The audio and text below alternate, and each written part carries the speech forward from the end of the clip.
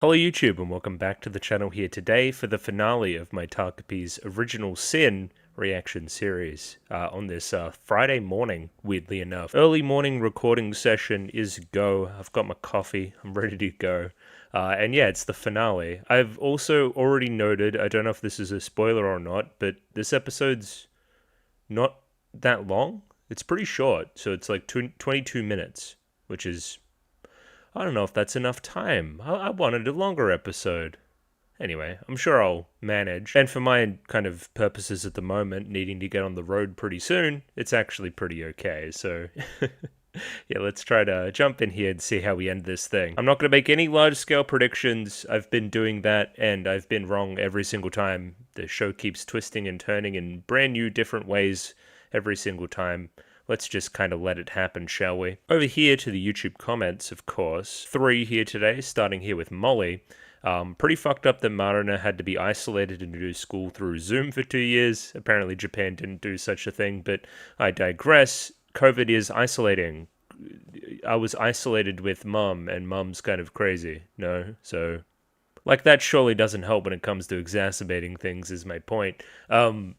Yeah, you know, she's not just isolated, the mother that is, she's not just isolated from her partner because of the divorce, she's isolated from every other single person in her kind of support network, in her group. So Marin is like the only person she's got, and then it's like this push and pull between, you know, being too attached and not being too attached, and, you know, being really disappointed in yourself at shattering the relationship. And yeah, it's just messy. COVID made things messy for sure. Maybe a good thing that Takopi could have did with the time machine was stop COVID.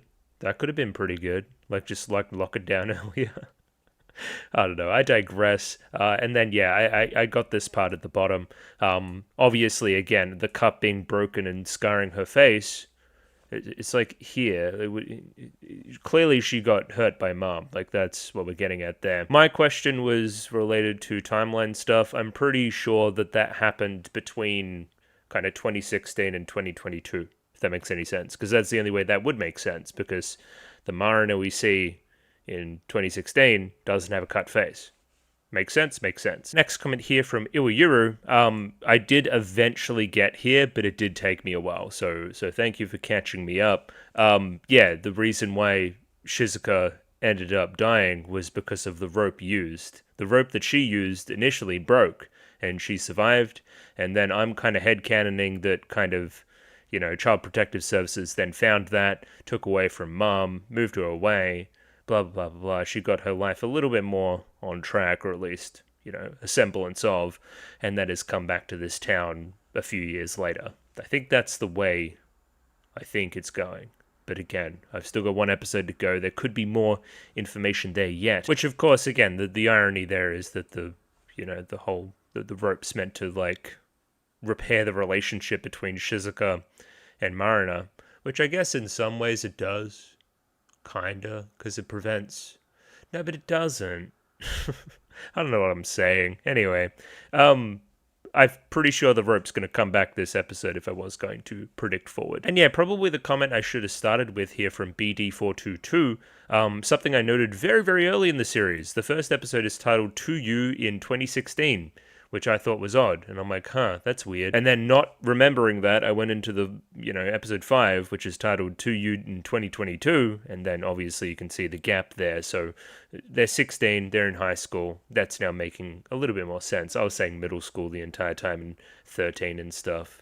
Yeah, you guys got there. It's fine. But yeah, I mean, I'm pretty dumb when it comes to this kind of stuff, and I noted in episode 1 that this feels like a time travel story, in that elements here will be repeated and whatnot, and there's little clues like To You in 2016 and whatnot. I feel like that stuff's pretty well set up for even a dumbo like me, so it's working okay. And while we're here, shout out the Patreon. Thank you for supporting the series and all that other kind of stuff. There'll be a poll up soon, patrons. It'll be too late for public, but anyway. I don't know when, because I'm not going to be able to record it before I travel, unless I record it when I travel, which would get a little bit dicey, but but I digress. Yeah, so keep an eye out for that. Obviously, again, you still have early access to City and to Mushi-Shi, so if that interests you, please stay on board. And whatever else is next, it's your choice. It's a poll, so look forward to it, I guess. Thank you to these people, starting with Mickey Babbers, AF, AJ, Bananarama Hamadama Summer, BD422, Bisa, Blue Sky, Capella, Chobo Ribby, Copley, Dapper Dwarf, Ed, Fancy Question Mark, Fleur Nightingale, Fruit, Gloriana Tenebrae, Glyke, Gus N, Hans Peter, Ika, Iwayuru, Yako Yavanen, Jami Boo, Joran, Kasogtha, Clem, Nosta, Kot Begemot, Lick H, Lou, Miru, Mistake L Chen, Molly Weinberger, Mr. Maniacs, Parnik, Pencil Sharp 333, Ron Led B&K, Saint Lily, Sal, Sam1373, Skeleton, Tentacle Member, Waifu Overdose, Without a Net, Yuki Ali, Akumansa, Binshi, Kelvin, Voodoo Chili, Aiden O'Brien, Marco-san, and Vibrant Weaver. Thank you to everybody for giving me money. I enjoy the money. Just setting up where we are in the narrative rather than projecting forward.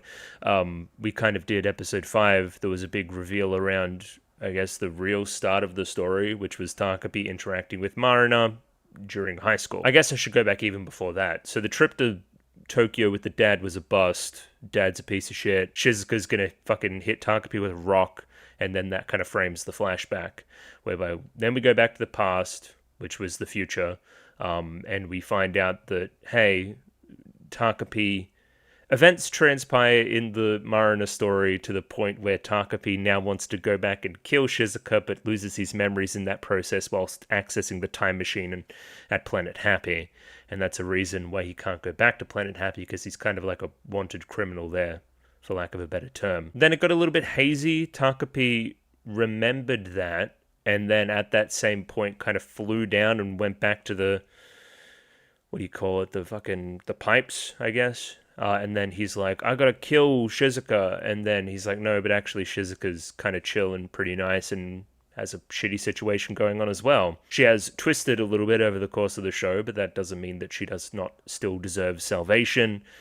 Here comes salvation in the form of Azuma, I believe. He's got a sparkle in his eye, and I feel like he's got a plan to win the day, I guess. We'll find out. Either way, episode 6 of Takopi's Original Sin incoming. Please look forward to it. Let's go. Rightio, I have episode 6 of Takopi's Original Sin up there ready to go. 22 minutes and 17 seconds on this one, so sync up accordingly with your own copy.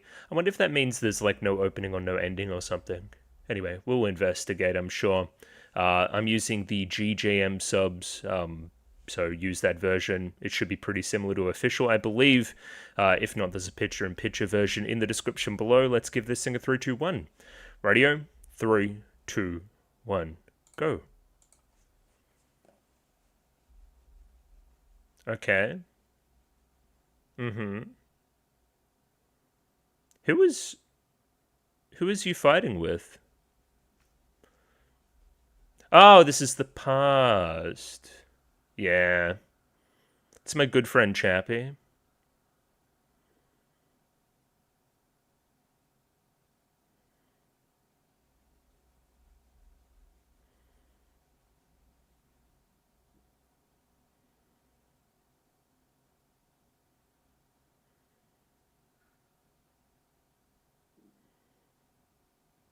I don't know, what does anybody want? No, we got an opening. I would imagine that little opening sequence was more just like, okay, this is more introducing the concepts at play in this episode rather than, you know, Shizuka point of view character stuff. Anyway. I thought the puppy was cute. There you go, that's my large scale observation so far. And I'm also recording.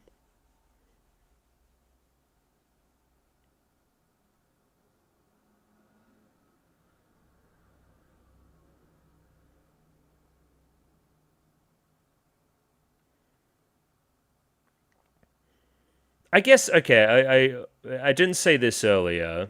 I would love to see some formulation resulting in these two being begrudging friends. I don't know. I'd like to see it. I don't know how realistic it is, but yeah. I want some Marina, Shizuka, like, friendship stuff. Or at least begrudging respect. We'll take that. Okay, now we're back here.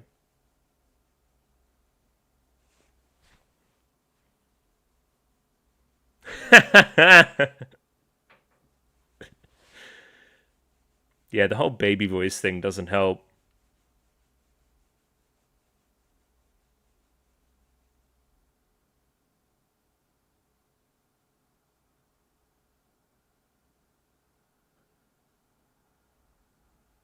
Oh yeah, your whole thing, right. I mean, fair enough.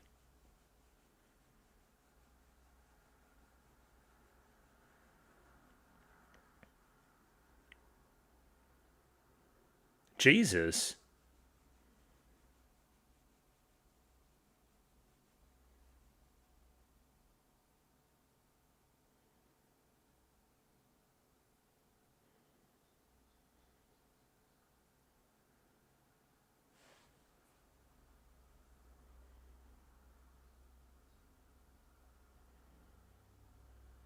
Hmm.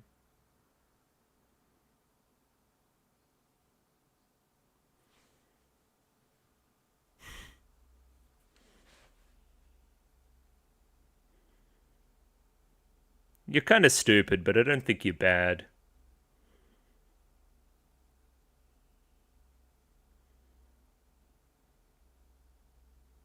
I don't know, because you're a rational person.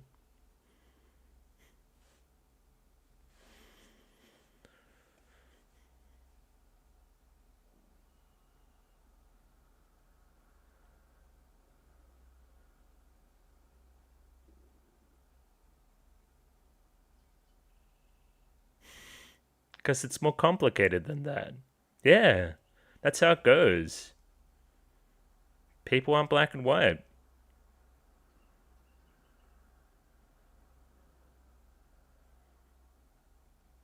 He is stupid.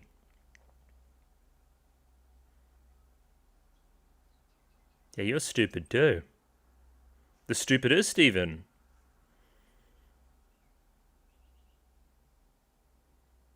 Music's good.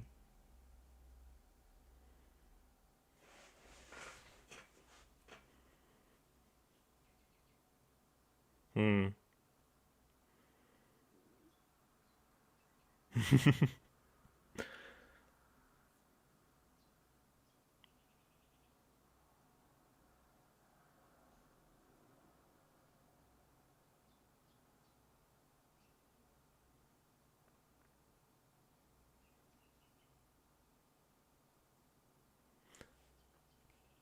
Was that the one that was on the floor?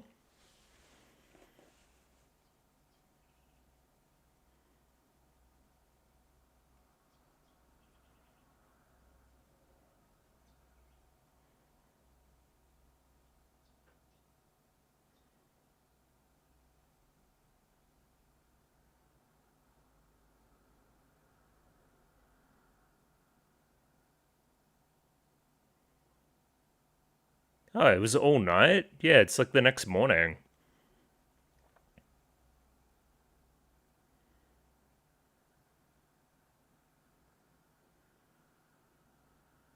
Nah.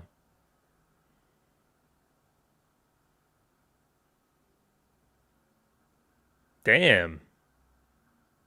I was forgetting the whole ramifications of Azuma, yeah, doing that whole thing in episode 4. But, like, they obviously know it wasn't him, right? Because it doesn't make any sense.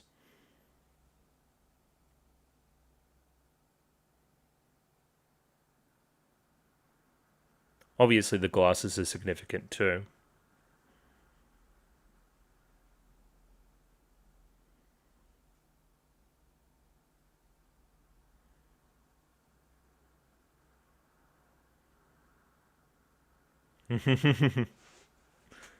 Make sure I go through the same development again. Thanks, Azuma. So it's all up to Takopi. Oh, this song always kills me too. Bye bye, Takopi. He looks so derpy there. That's funny.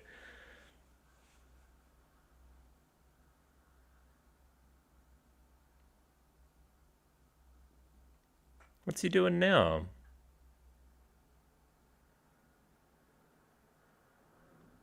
Okay, somebody mentioned the newspapers. Cool. So I'll be giving those a read. my mind, it's activated.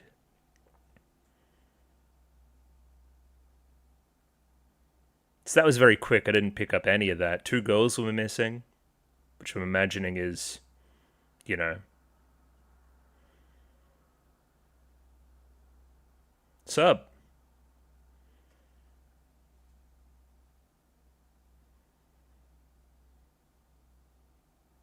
It's very pretty.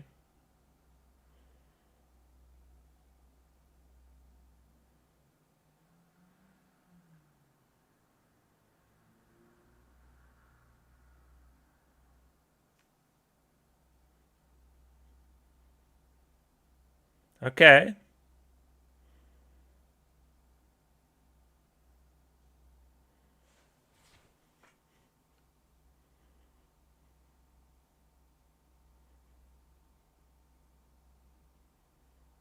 Ooh, love it.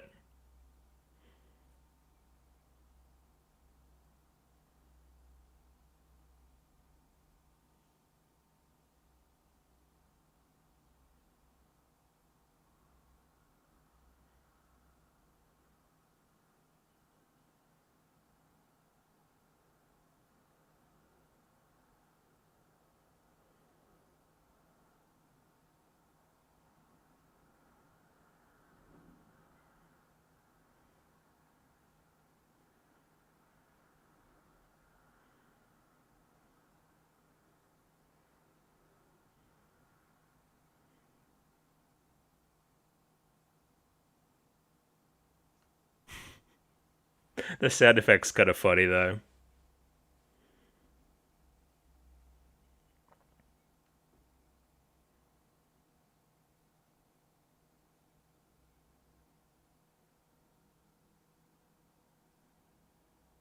I don't have the answers.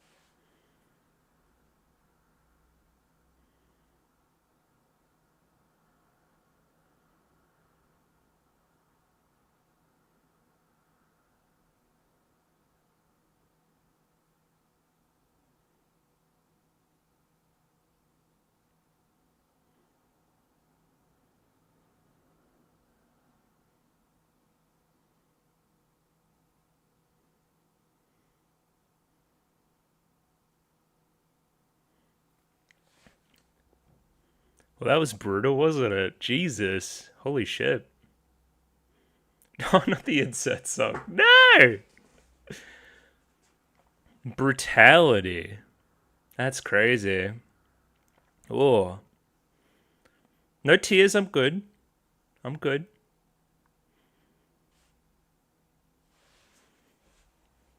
That's such a powerful moment. Again, I'll get into it. Yeah. It's the breaking of the delusion.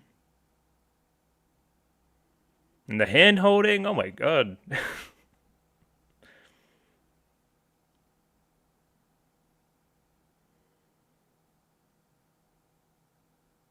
Hey. 500 yen. Couple bits of bread?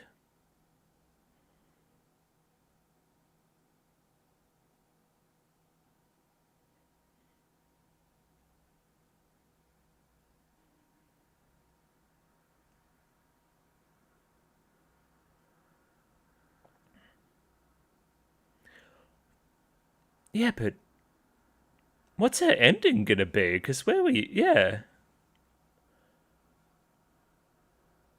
Anyway, we got ample time. Buckle in. Okay.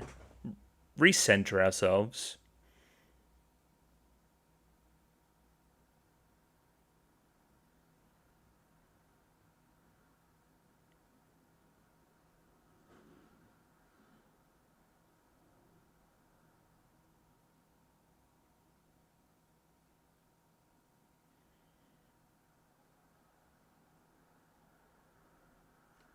Okay, yes, the camera. Now I remember.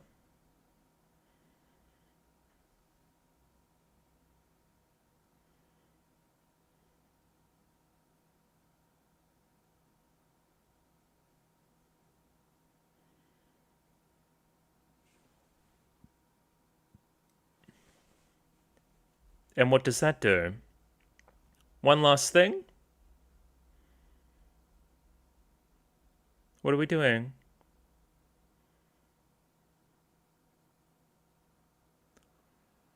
Oh.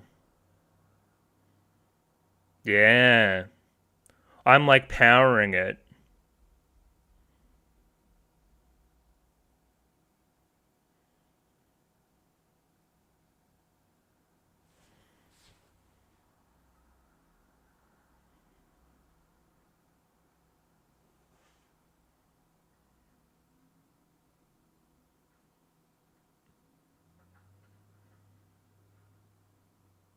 I mean, sucks to be Shizuka in this timeline, right?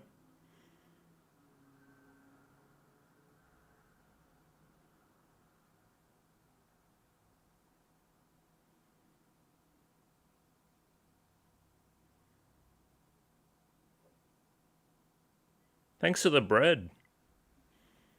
Yeah. I'm onto it. That effect's awesome.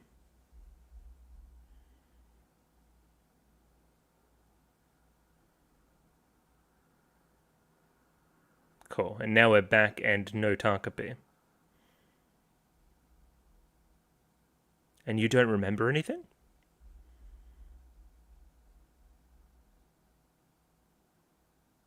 To all of you in 2016. Well, what are we going to do then? Because nothing's changed.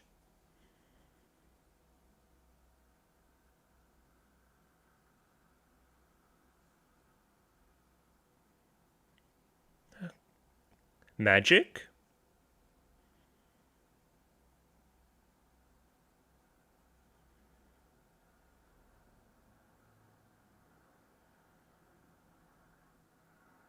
Yeah, but where's... Yeah. She's still here.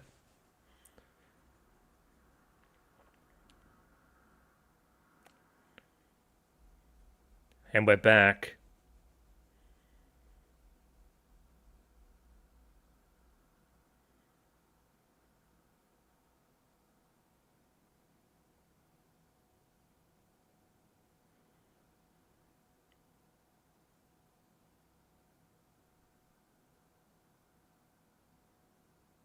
Magic?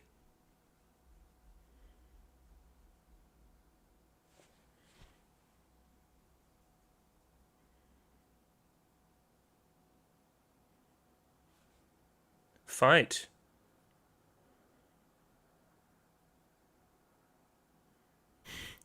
Yeah, hell yeah, 2016.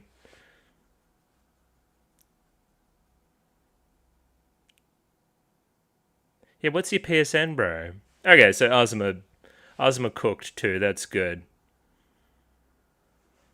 Okay, I mean, things seem better-ish.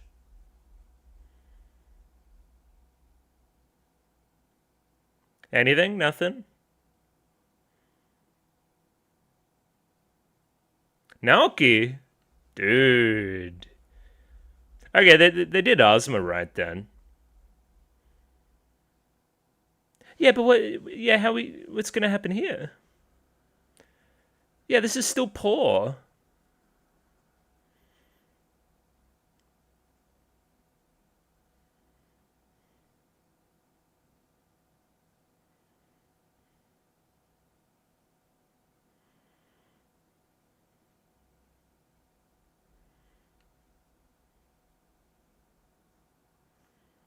Please don't pen me in the eye.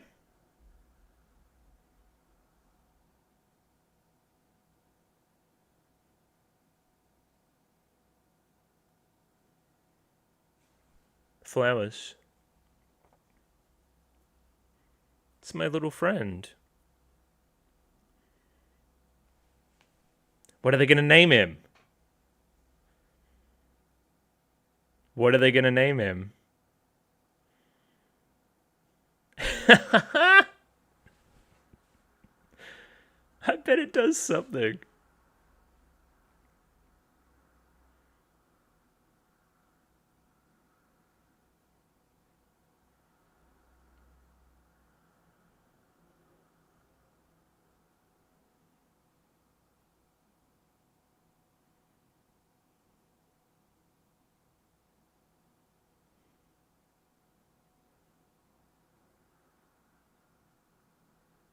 You're crying too.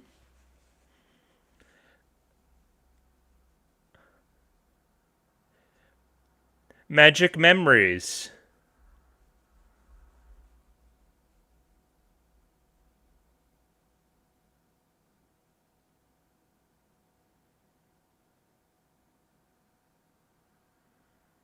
Yeah, Takopi's dead, right?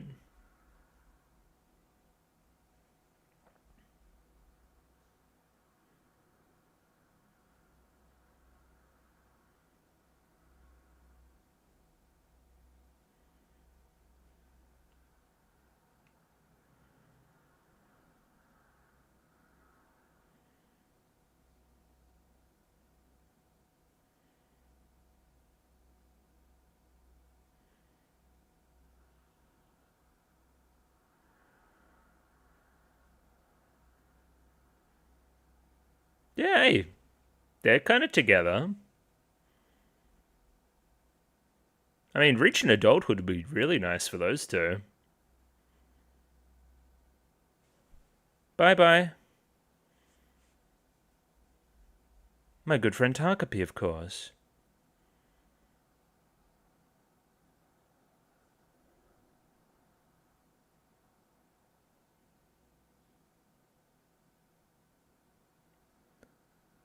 Really not going to do the thing? That's crazy. And there's my credits. Oh, last chorus or something on that song. Like the instrumentation a lot. Really fuzzy. I could have sworn we're going to do the they both call him Takopi thing. Because it was kind of set up. It's like, it's an off the cuff thing that kind of unites us both. We're very similar to each other because we both just named him Takopi. I hate to be that guy. This is the ending that I almost would have predicted, just without the crucial step in the middle of, hey, Takopi sacrifices himself and we can actually still time travel. Like, it was going to be something whereby Takopi had to say goodbye and the girls reunited. So the one time I didn't make the prediction was the one time it actually would have been pretty good. I liked it. I feel like it kind of peaked in the middle a little bit, and then the end is just kind of epilogue trying to explain what happened. But that peak in the middle is pretty damn good. And the overall show, it's fantastic, obviously. Sticking the landing, that's all it's about. Here we go. Yo! Chappie. Yeah!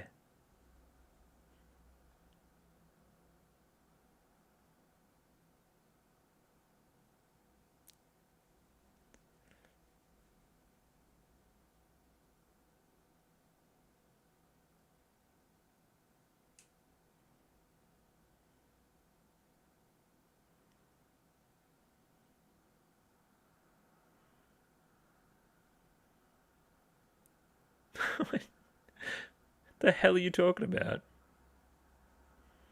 Is that a thing from earlier that I've forgotten? Anyway.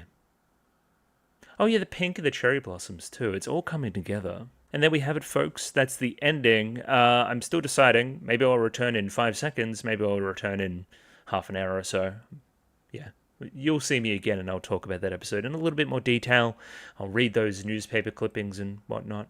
I look forward to it greatly. So, Takopi's Original Sin, episode 6, the finale. I thought it was good. I thought it was quite good. One of the things I'm walking away from it thinking is that it's quite classy. It's understated. It just kind of gets to the base level of what the kind of issues are, especially, again, we'll get into this whole debacle here, this whole scene. What's a good shot I can pause on? Somewhere here. That'll do. Yeah, so it gets to the core of what the problem is, and it's that nobody has the answers. There isn't a great answer to it. The admittance that I don't have a solution, I don't have a happy gadget, I don't have something that's going to make this all better, there's no kind of panacea here, that's the core of the show almost, right? Is that this situation fucking sucks, and no amount of band-aid solutions are going to make it better. No amount of kind of, little condolences and, little obligatory phrases and, kind of get well soon type sentiments. None of that's going to do anything at all. Platitudes suck. That's kind of the show's thesis statement. But what we need to do then is cut to the underlying feeling of it all. Why do I even feel the need to say, sorry that happened to you to somebody in the first place, right? It's empathy. It's because I care about the person. It's because I want them to be better. It's because I feel their struggle. All it takes is a simple holding of the hand and an admittance that, hey, I don't know how to fix this, but I want you to be better. That is the most powerful thing in the show, and the thing that elicits almost the magical response, which is then that, we go back in time. Takopi uses up himself in that process, uses up whatever magic he has left to power the camera, and it almost fuels the magic of these memories that are flooding back. Why does Azuma remember what he remembers? Why does Marina and Shizuka remember what they remember? And, it kind of forges a bond between the two. Like, why does that happen? It's because, the true magic comes through almost. The true magic and the true intention of Takopi, and almost the sacrifice there as well. Like, hey, I have to almost sacrifice something to make it better for you. Again, apply it to the real world, right? Hey, somebody that I know is going through something terrible, right? I can, give him a pat on the back and say, hey, yeah, everything's going to be okay, blah, blah, blah, blah, but that doesn't take anything from me, right? What you sometimes actually have to do is put yourself out and sacrifice yourself to make that other person feel better. And Takopi does the ultimate sacrifice, almost making up for his original sin in, again, rectifying things, and that actually elicits good results and a happy ending for all. Well, as happy as it can get for this show anyway. So great, if I'm walking away from the show, that is the thesis statement, and I love that we're just reiterating that. None of the big old cool bells and whistles of the other episodes, we're just kind of doing it. That's the message, Once again, yeah, the choice for understated over bombastic is great. And yeah, I mean, I almost cried. I don't know. Got all choked up a little bit. Then the insert song started. It was crazy. Another thing I liked towards the end is that we didn't overstay our welcome. We didn't over-explain things. We just, used some cool little metaphors here and there and a nice final interaction here, as well as a little bit of post-credit to basically explain the rest of the story. We're a smart audience. We can put together what's happened here. There wasn't any need for somebody to come out with a bunch of narration and say, hey, this is what then happened to Marina. This is then what happened to Shizuka. This is then what... No, we didn't need it. Once again, understated. It treated me like an adult that I was, paying attention and stuff. Like even me lamenting the fact that they both didn't call the little guy on the page Takopi, which I thought would have been a great moment still. Even then, we're probably going for understated there. Like, we don't need something that direct as both of us naming this little creature Takopi to connect us. We're connected in other ways that are, obvious to anybody paying attention once again. Mostly, yeah, I think we do right by all our characters, which is another big tick. I'm very happy we have that scene with Azuma towards the start of the episode that's just like, nah, I'm distancing myself here. I still care for you guys, and I'm still saying my goodbyes, and it was fun and stuff, but for me and my current situation and the sacrifices that I've made, I kind of need to leave you guys here. And once again, the magic of those memories kind of going through to, 2016 Azuma towards the epilogue here, making a lot of sense, right? That, like, I'm happy that he carries that lesson. Get her feet off the screen, disgusting. Um, I'm happy that he carries that lesson through as well. Like, hey, I want to get involved. Nah, better not. I've got friends now. I had a fight with my brother. It's all good. Yeah, I'm feeling better about things. I don't need any of this. Obsession, go away. Push it away, that kind of thing. I guess we'll leave large-scale overall series opinions to the very end of this as well. We'll circle back around, of course. Because here's another thing. Because the episode is understated, because it's a little bit, less chock full of stuff, it's only really got 3-4 scenes in it. There's going to be less to talk about inherently. Whilst making a good reaction probably won't make as good of an analysis portion. I feel like I've done bulk of it already in the 8 minutes that I've been recording. But either way, I could surprise myself, so we'll jump back through here. I wouldn't expect this to take a particularly long time, though. As I pause immediately, what was the story here? We never really got the story, I guess. So this is a much younger Shizuka, is it? Like probably at least a couple of years ago to 2016, let's say 2014, 2013, something like that, where this is the separation of her parents. They still live in the same old place. Does it look a little bit nicer at least? It's still kind of the same old place.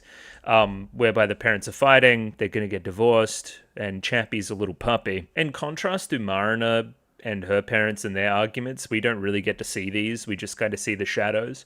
I feel like this is befitting of a younger child as well, not really even grasping what's going on, just that mum and dad are mad at each other. And obviously I'm kind of caught in the middle. There's only a little slither of light and I'm kind of being left on the outside, with the only thing making this better, my little puppy Chappie. Hello, my friend. So once again, this is devastating because she's right. Like, my parents were fighting, and I could, go for walks alone at night and look up at the stars and stuff. And Chappie was kind of the only one with me.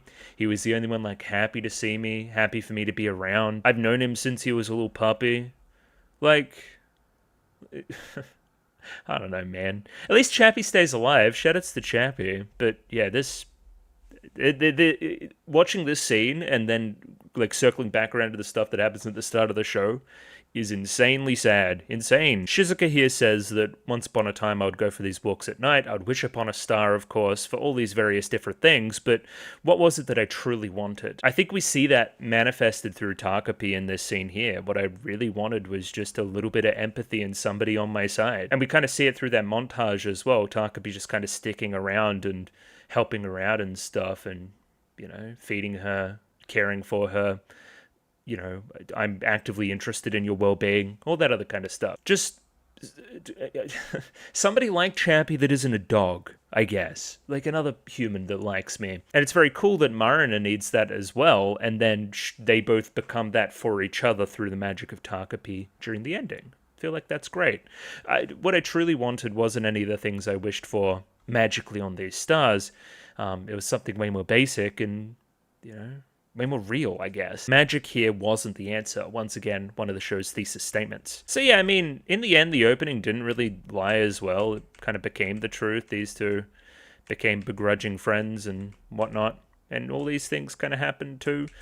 She was happy with her dog and stuff. I don't know. We kind of made it in the end. That's nice. Ooh, underrated comedic moment at the start of the episode here. It's implied that Takopi has been explaining to Azuma the entire kind of sequence of episode 5, and then Azuma's like, "You don't make any sense, shut up." I just think that's funny, because it is overly complicated, and Takopi's not a particularly good explainer of things, so of course this is frustrating to Azuma. He's like, fucking stop, just chill. So, I guess I should talk about the one thing that I kind of forgot going into the episode about Azuma as well. It's the real life aspect to it. He has technically, he kind of took the fall for her, or at least admitted that he had knowledge about Marina's death in this timeline. That has resulted in his dad getting fired, mum bedridden from stress, Junior has problems from that as well. It's rippled out and affected his entire family. Like, hey, I did a bad thing. I was involved in an accomplice to murder, essentially. And of course, an alien did it. They're not going to believe that. That's going to ripple out and affect everything. But Azuma did it anyway. And he did it on his own terms, and he's on good terms with Junior, and he does want to be involved with Shizuka anymore as a result. I kind of forwent the real world implications. Now, the other one here that I didn't really consider as well was Shizuka. So Takopi's somehow come home, but Shizuka needed to get back on a ferry and struggled to do so. I feel like she has some dialogue to that effect. That's why she isn't here right now. Either way, significant character moment for Azuma, because like his whole thing is like savior complex. He needs to, save people, especially again girls that remind me of his mother. I'm very task orientated. I need to accomplish thing. I'm now actively pushing that away. That is toxic for me. I don't want to get involved in this stuff. Junior's words from kind of episode 4 kind of ringing true there, like kind of really influencing his actions. Again, it's progress. It's the reason why he doesn't double back during the epilogue as well. And also a very obvious one there too. I care about my family. My mom, as fucked as she is, she still cares for me. Obviously, I care for Junior. If I continue to be involved with Shizuka, like I'm going to continue to bring bad things to my family. I can't do that. I need to sacrifice that element. Azuma is steadfast here. He doesn't want to be involved, but Takopi's like, well, what am I supposed to do, right? I'm so confused about this Shizuka Marina situation. You always had a good head on your shoulders about this stuff. How am I going to do any of this without your help? I'm so confused about the morality of it. Who's the good guy? Who's the bad guy? It's like, there is the good guy and bad guy. They're humans. There's levels to it. It's gray. It's not black and white. They're both going through shitty situations, and they're taking it out on each other because, again, I feel like they're controlling the controllables. Like, even Shizuka in the 2022 stuff, right, where she comes back, there's an element of it of revenge, right? But there's also an element of it, hey, I'm 16 now, like, what else can I control here? Not much, really. Like, I think this is the only thing I can do to even try to gain some control back and rectify the situation. Same thing with Marina bullying in 2016. Like, that's what they're doing. And if they could affect the grand forces above them that are making these things happen, i.e. their parents, then I feel like they would, but they can't. So they're doing what they can. I don't know. I'm giving both a lot of leeway. They've both been pretty shitty. Specifically Shizuka and her obsession with stomachs and people eating dogs. I don't know what that's about. But yeah, they just need there isn't a correct answer, and I don't have the answers is an okay answer too. There's been this thing going on. I like these little sparkles, these shines that we get, specifically out of his teardrops here when, he's saying his tearful goodbye and regretting things and whatnot. I know, it's this little kind of semblance of magic. Very notably, these kind of sparkles come out when Junior does his whole bit in episode 4 too. Just keep an eye on it as an aesthetic. Once again, Azuma getting that little shine in his eye in the epilogue as well, when he kind of gains some real friends. That's nice too. Kind of almost subverting the love heart eye thing that he had going on earlier too. Yeah, just, I don't know, I like it in a show that's so much about magic and the validity of magic and stuff. It's nice. Just a final shout out as well to the show's art style. Big eyes, unconventional kind of facial structures sometimes, a little bit off kilter, a little bit off center, but not perfect. And that's kind of what the show's getting at there. It's a little bit ramshackle. It's also very, very kind of elementary school. It's just working a lot, I think, and it's the final time that I'll have a chance to shout it out. So, shout outs. Yeah, I mean, I probably should have just skipped ahead to that frame. That's a way better example of what I was talking about, sure. I feel like I'm talking a lot about Azuma here, but the admittance of his own stupidity is important as well, because he's ascribed so much importance to being smart and getting good grades and whatnot. So, hey, I've actually been the stupidest here, even stupider than you, Takopi, because there's always been this undercurrent of him thinking that Takopi's kind of fucking dumb. And he's right. But yeah, taking that step back is also important in finishing his arc. And finally here, the plot significance of it. He gives back the happy camera, of course, which becomes important later on. So here's my question. Was that one of the happy gadgets that fell on the floor in Junior's room? Or is that still nothing? Let me go check, I guess. No, I don't think so. Unless that's it. I think that's the little phone or something. There's a little flower here. Anyway, I thought this shot here would indicate that it had some kind of significance, that we left it in there, but no. I guess I just don't remember when you got the camera. I guess that's the other thing too. Talking a lot about Azuma.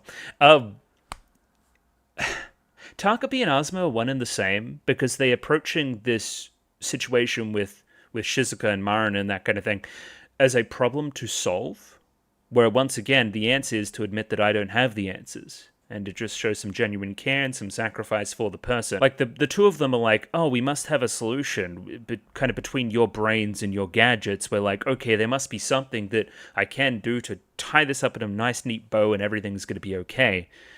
But in doing so, you just kind of exacerbate things and make it worse. And your kind of, commitment to completion of task is just so detrimental there, to the point of, people abusing that niceness, and Shizuka saying, hey, take the fall for me and whatnot. Just, yeah, they're very similar. And I think that philosophy of approaching it as problem solving is just incorrect. And the final couple things for Azuma, the glasses change is awesome, because the glasses were, they were given...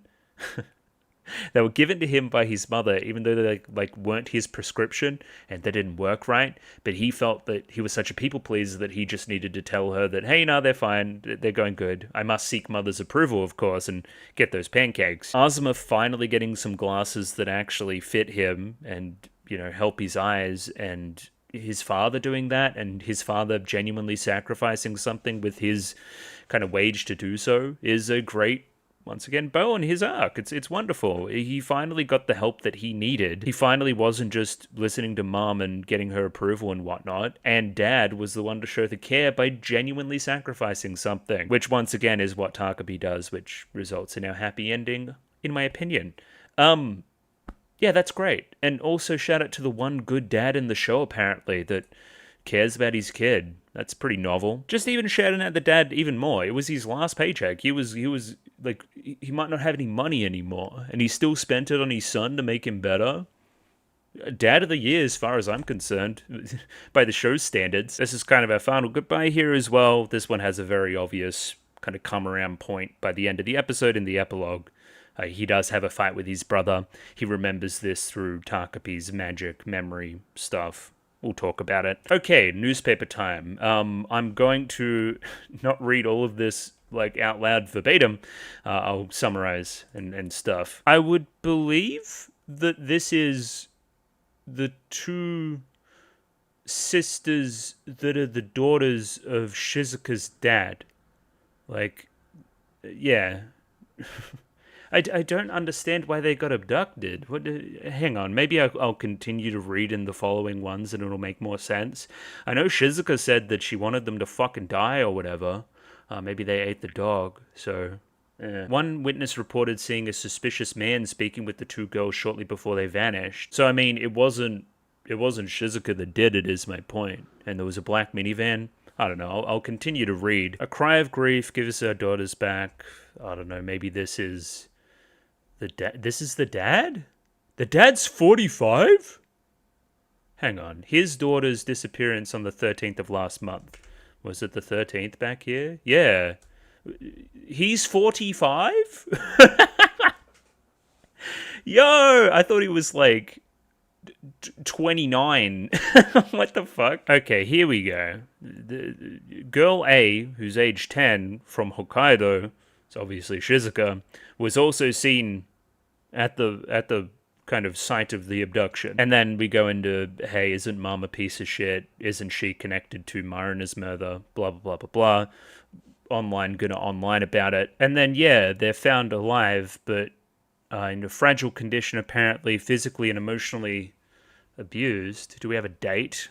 Because it was July 13th. No, we don't. So after some time, they were found again.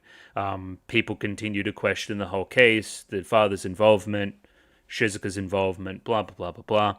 My theory is essentially that Shizuka maybe told some guys, some bad people, that these two daughters would be here and alone at this time, and then those bad people jumped in and then stole the girls, and then from there, it occurs and they get abused and stuff. That's obviously terrible. Once again, I don't think that, Shizuka is the one stealing them is the point. Shizuka may be an accomplice, but not the perpetrator, I guess. I don't know, that's my read based on this translation. This is crazy stuff to put in, text on screen that barely shows up for a second.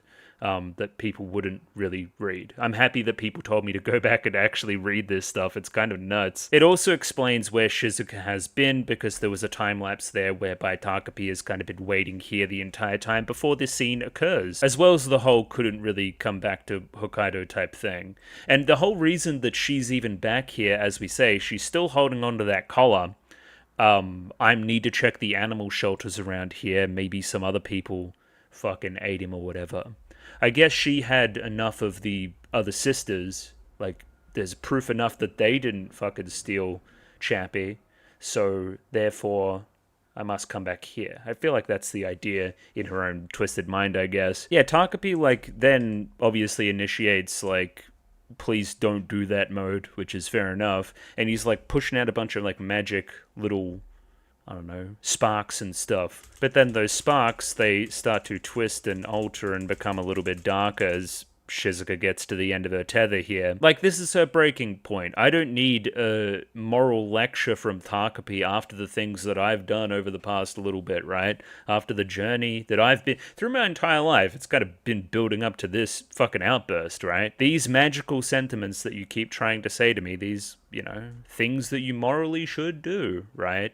They're only going to make me madder. They're only going to twist and turn into something darker and result in the outburst that I have. Once again, just not the answer here at this time to be on your high horse saying that you shouldn't fucking go murder people. And I mean, every line here is cutting. I don't really want to go through all of them, but the whole conceit of what was I supposed to do when bad thing happened to me? What was my response supposed to be if not this? Like, obviously, deep down, she knows what she did with the sisters isn't right either. Like, obviously. But it's like, well, what was I supposed to do? Like, my dad looked at me like he didn't know me, and mom doesn't love me, and I'm bullied at school, and my dog's dead. It's all just fucked. What was I supposed to do? And I mean, the whole idea here too is, like, what's her name? It's Shizuka.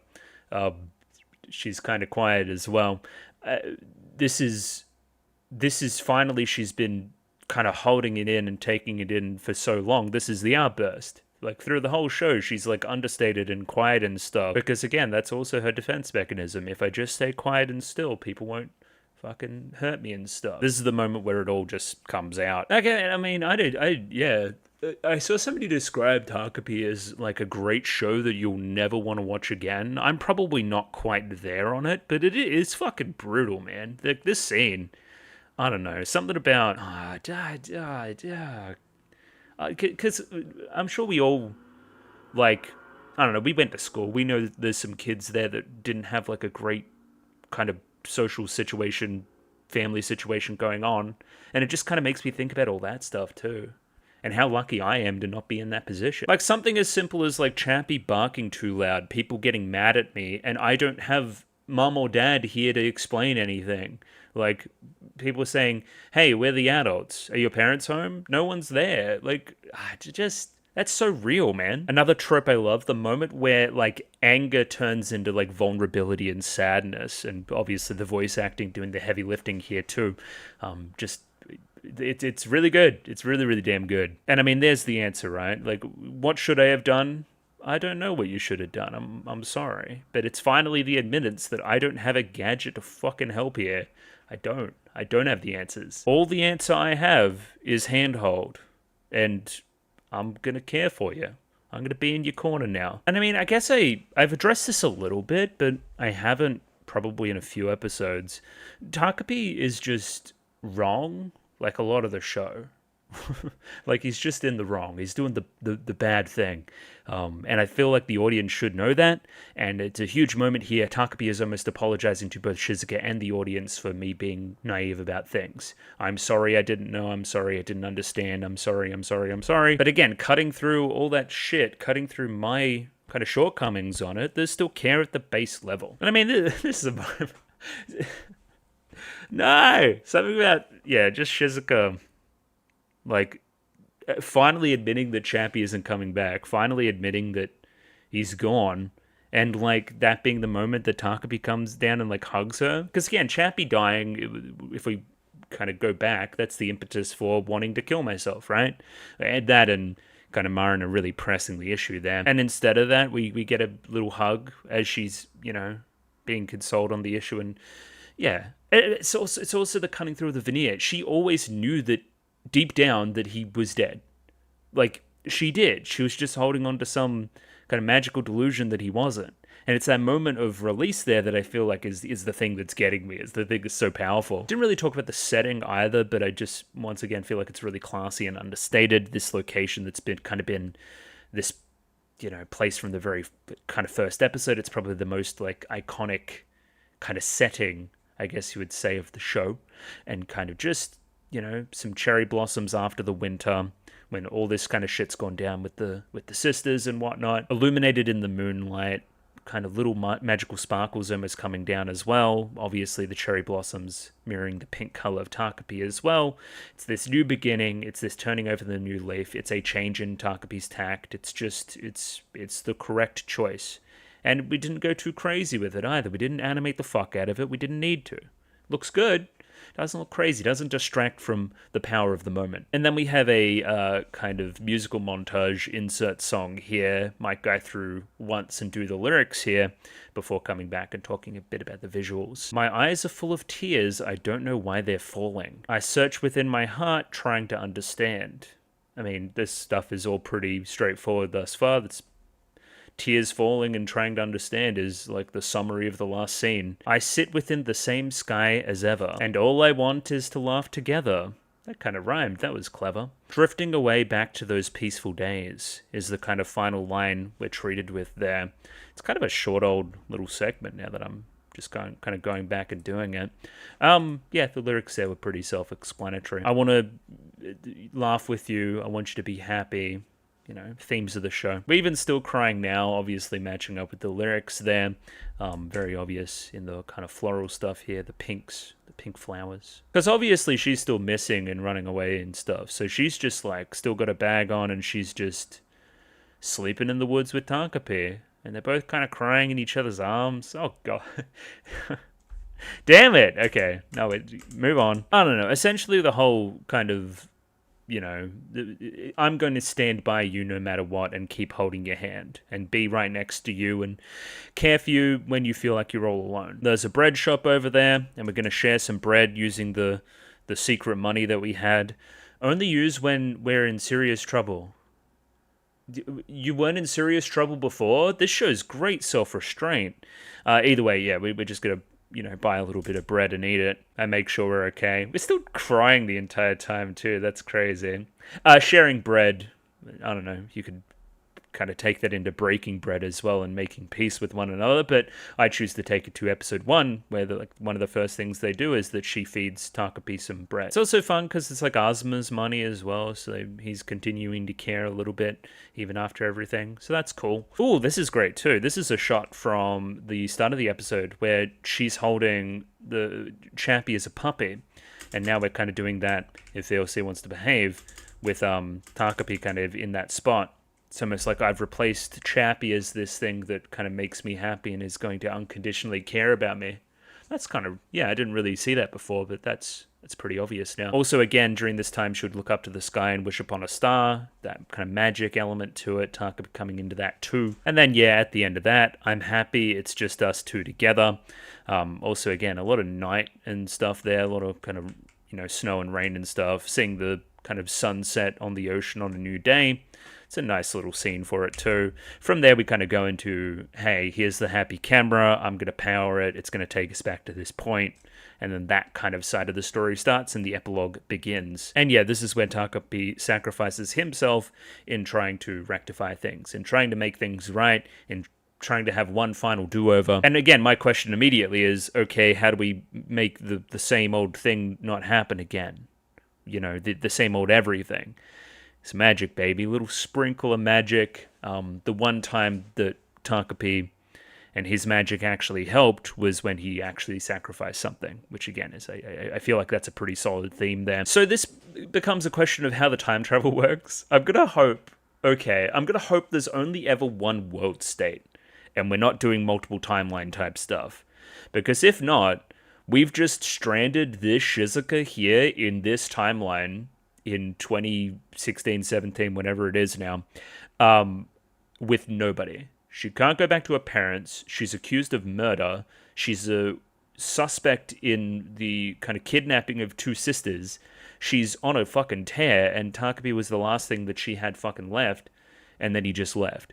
So we're going to assume that time travel doesn't work like that, and everybody else is going back along with Takopi, if that makes any sense. So everybody goes, I think. That'd be the only way it would make sense, considering the kind of half retention of memory stuff that happens between the time travel. So, sure. I choose to believe that. I think if you do a graph on this episode, which is like kind of time spent with character crying, it would probably surpass time spent with character not crying. It's insane. The tears are flowing everywhere. And yeah, I mean, this is that final goodbye and stuff, and, you know, the tragedy is that she's not going to remember, and I don't know. Yeah, it's not tugging the heartstrings the same as this stuff back here. I guess this just feels happy to me. This feels like what should happen. Like any good time travel story too, we have these points that we come back to that are very familiar. This just kind of locks me in place. Okay, I know what the circumstances are at this point. Good stuff. This is when we get a little bit hazy too, because she's like 10, and she almost like doesn't trust her own memories and stuff. Like, what's stopping her remembering the interactions with Takopi before the happy camera from episode 1 right now? Did Takopi erase himself from every timeline? Is that how it works? But even then, she still kind of remembers him. Because she's like, what was I doing here? Surely you would have just been in that scene with Takopi, and Takopi then disappears, no? Or maybe you forget about him for good? Either way, boring logistical time travel questions aside, we're back. Part of it as well is that she kind of has Takopi's voice in her head still, like telling her to do stuff. Hey, you should hurry and get up or you'll be late to school. It's almost like Takopi's become like kind of omnipresent, like an angel or a god or something, just kind of, you know, telling her to do things and influencing her in that way. I don't know, it's nice because it's almost like he's become the like positive part of her consciousness. Like, hey, today is great. It's a good day for school. The sun is shining. I get to go here, and, you know, I know where school is because you took me here. But ultimately, right now, she's just confused about it. But I'd like to think that this kind of sentiment overall from Takopi is the thing that's going to carry forth into the future, I guess, with him continuing to speak to her whenever, you know, to be like the bright side of life. This is the first difference too. You're not wearing that chameleon plant today, huh? And then it's like, that doesn't quite make sense. She never kind of wore that yet. Hang on, my brain's kind of weird here. Like, I'm mixing up my timelines and stuff. Like, hey, Takopi was here at some point and a chameleon plant, but now he's not here. Why'd I say that? That's weird. It causes her to take pause, and we'll see it pay off in the scene later. And yeah, Azuma, I've already talked about this, got into a fight with Big Bro. I actually have the correct glasses now too, implying that I told Mum immediately that the glasses aren't working. So he's standing up for himself and he's not being a people pleaser. Good job, Azuma. He's also a sick gamer, which gets him gamer cred with his gamer friends, so that's good. And little shine in the eye. Hey, a little bit of magic. Friendship is magic, everybody. Make sure you trademark that. Nobody else has used that. And yeah, the important moment here where Azuma's going to say something, but gets distracted by his friends and doesn't pursue it. Specifically, again, using the name Naoki, which is, you know, his first name. It shows a level of familiarity. He has genuine, you know, the camaraderie with his friends now. He's not just Azuma the smart kid, he's Naoki, an actual person, you know. And then same old stuff happens, obviously Marina bullying Shizuki here, but the two of them were just as alone as each other. And in the pushing, we kind of flip open the notebook here, probably the notebook that got kind of fucking washed or whatever, because we lost the notebook before. She keeps getting her shit stolen. Anyway, look at all their little drawings, too. Lots of little bugs. She did like bugs. We went bug catching. I remember that. Obviously, Chappie up there, too. A little bit of work. She's doing a little bit of something. Anyway, Takopi up here. That's the important thing, and they both see it, and they kind of unite on this little kind of drawing of this guy and their kind of fake memories about what happened with him. And yeah, I mean, they kind of unite on this point. I don't know. It's Takopi. We both know Takopi, but we kind of don't know Takopi. We don't remember his name, but we have all these feelings about him. He looks like garbage. I hate him. He doesn't help at all. And we both kind of united our hatred of Takopi, which brings us together. Yeah. I get the feeling that the author, when writing Takopi, kind of made him as despicable as possible to build up to this moment where it's like, hey, He kind of was shit at this. He seems like the kind of guy that won't save you, just talks instead. However, happiness is born through talking, P. I guess you do get your moment here with the little kind of suffix there. Okay, I missed that. Yeah, because so they both kind of remember Takopi and his little kind of vocal tick element. Yeah, okay, yeah, that's working a lot more now. I can't believe I missed that. That's poor. I'm sorry. And then they both randomly start crying because this is another one of my fucking favorite tropes. Characters crying but not understanding why they're crying is great. I feel like Your Name does it like 14 different times, and I love it every single time in that movie. There's other examples too that I'm forgetting, but yeah, great, wonderful. I love this. And yeah, these two become united as a result. Obviously, again, that plays out a little bit more in our little epilogue right at the very end. Little bit of narration here from Takopi to end things. He even, like, laments the fact that he never got to, like, talk with Mum about things and patch things up there. He's just kind of done now. I don't know, happy ends are weird. I choose to believe that he's, like, I don't know, he's just become like matter somewhere and he's just still influencing things. And I don't know, he's moved on to whatever dimension is next, but he could still kind of, you know, see things. I don't know, he's like an angel or a ghost or something. Ghost Takopi. And yeah, he kind of accomplished his mission, Takopi. He made sure that everybody smiled and he made sure that everybody had some friends and, you know, could make adulthood together, that they weren't going to die. Which is great. That's good. And then he even thanks the audience, too. I like that, Takopi. Thank you very much. Probably the only moment in the episode we go full-on bombastic, too, is the ED, which has some different instrumentation and stuff. But I'll give the lyrics a once-over, see if they, you know, move me at all. Some things I just don't know. I'm sorry. Where did the magic go? We'll be lost without it. Our game of hide-and-seek is quite the marathon we'll play on in the coming dawn. In a barren kitchen, in the setting sun, glaring at dishes, still not done. Yeah, from there it gets a lot in the lyrics to summarize all at once. But yeah, I mean, it kind of gets a little bit away from the show in my opinion too. I do like it coming through with the sentiment of like, I just don't know. I don't know what's going on, which is a thing I've said a lot about Takopi and his actions here and what he does right in this final episode. So yeah, at this point, it's obviously 2022. We circle back around. These two are friends. Azuma's not in the picture. It's all just great. We did a good job as opposed to the previous episode. Shit still sucks, by the way. Mom still sucks. She's having a rough day, so I'm going to give her a dessert. My parents still suck too. We both acknowledge that about each other, and we're still kind of, you know, at least acquaintances and friends about it. Regardless, it's great. It's wonderful. Fantastic ending. What's the ballpoint pen from Saturn, though? Did I miss that? Or I don't know what's going on there. And then, yeah, Cherry Blossom falling down. Takopi's still working his magic even now, is my interpretation there. And yeah, with that, we'll kind of end it. Show's great, obviously. Like, every episode's good. Every episode has something different to say. They're all production delights. Music's good, voice acting's good, sounds good, looks good, tells a, you know, complete story, is compelling from beginning to end, has interesting elements and intrigue everywhere, ends on these great kind of cliffhangers that propel things forward. It's tough to watch. It's tough kind of, you know, subject matter, but I mean, doesn't mean it doesn't deserve to be told as well. It's just going to be a hard one to rewatch, I guess, which makes it tough making reaction videos about it because people are, you know, the kind of whole pretense here is that people want to rewatch it, and I don't know if that's this kind of show. But anyway, it's done now. I watched a show that I really liked. It's probably currently frontrunner for best show that came out this year?